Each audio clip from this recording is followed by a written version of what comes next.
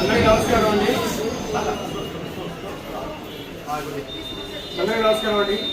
ప్రపంచానికి శాంతి సందేశాన్ని ఇచ్చినటువంటి గొప్ప మహనీయుడు క్రీస్తు పుట్టిన సందర్భంగా క్రిస్మస్ శుభాకాంక్షలు తెలియజేస్తూ ఈరోజు కొంతమంది పేదలకు రైల్వే స్టేషన్లో పాపం వాళ్ళు ఈ సీజన్లో చాలా చలికి వణుకుతున్నటువంటి తరుణంలో మా మిస్సెస్ సావిత్రి గారు వారికి తను ఒక చిన్న వెస్టేజ్ కార్యక్రమంలో వచ్చిన డబ్బులను ఈ క్రిస్మస్ రోజు పేదలకు దుప్పట్ల పంపిణీ కార్యక్రమం చేపట్టడం జరిగింది. కాబట్టి ప్రతి ఒక్కరు పూర్తిగా పేదలకు ఏదో ఒకటి చేయాలి.